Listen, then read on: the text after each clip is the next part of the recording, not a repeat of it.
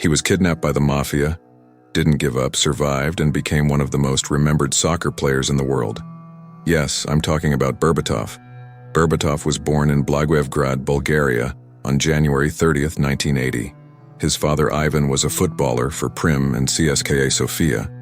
His mother Margarita was a professional handball player.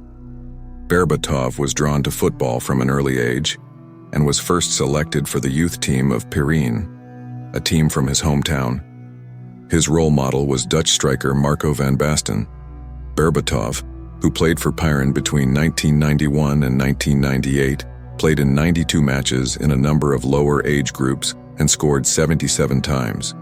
Due to this performance, he was transferred to CSKA Sofia in '98 and signed his first professional contract when he turned 18 at the beginning of the 1998-99 season.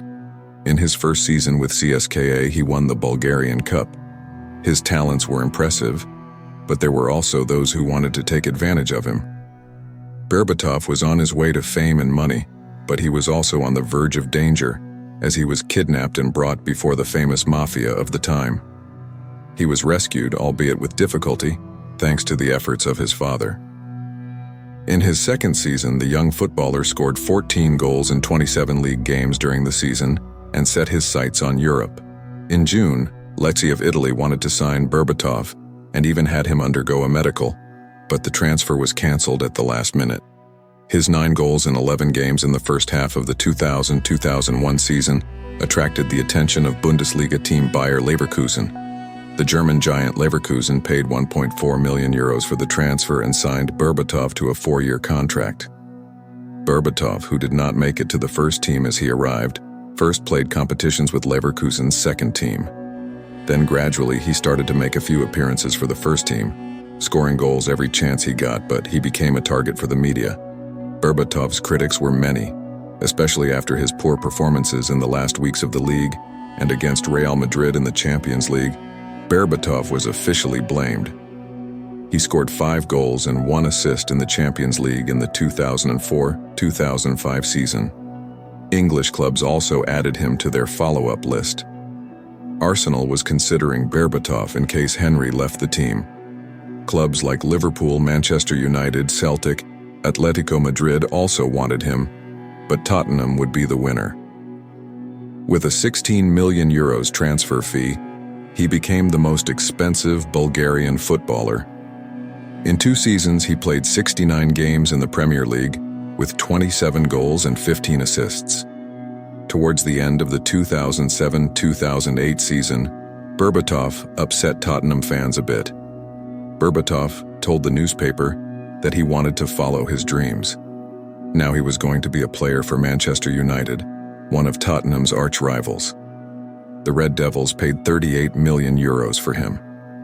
As the newspapers wrote, United was making the most expensive signing in its history. In the first season with Ronaldo and Tevez in the team and in their prime, he failed to make the expected goal contribution and played with 9 goals and 11 assists.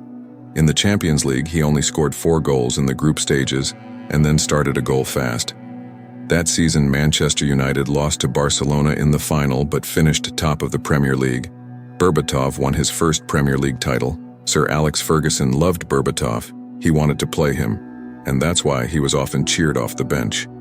Tevez, on the other hand, couldn't stand it when he saw Berbatov playing 11 games despite being criticized so much and left the team at the end of the season and transferred to Manchester City. Berbatov, who had been in trouble with the Mafia before, was about to get into trouble again. His family continued to live in Bulgaria while he was in England, but the Bulgarian Mafia reached out to Berbatov and demanded extortion. They said they would kill his family if he didn't pay.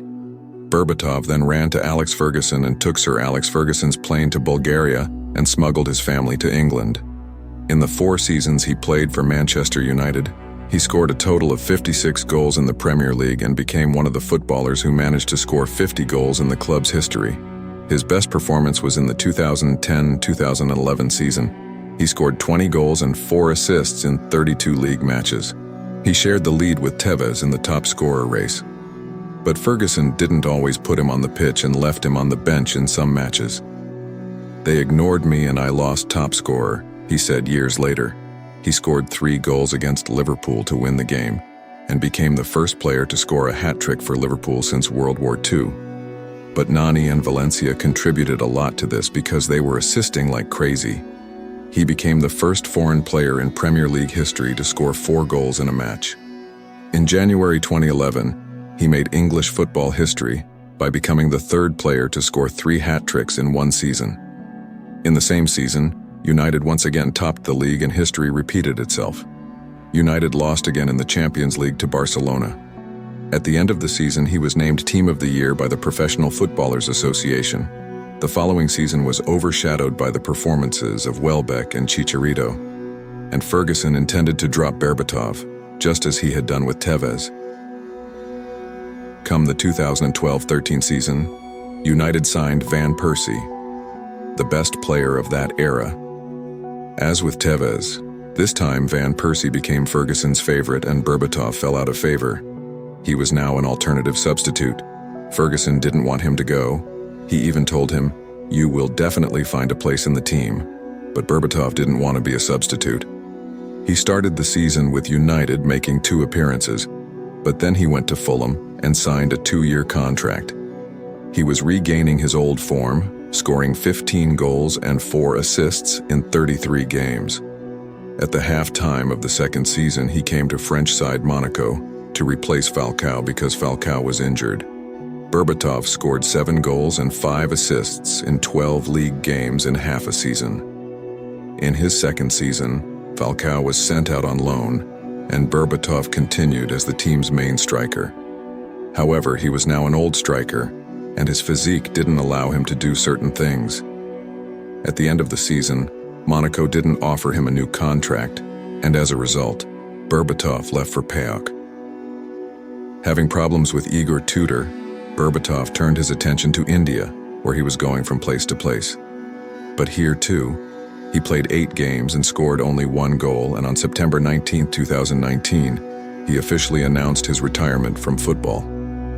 In his national team career, he scored 48 goals with the national jersey he put on his back at the age of 18, surpassing Krasimir Balakov, who previously held the title of top scorer with 46 goals.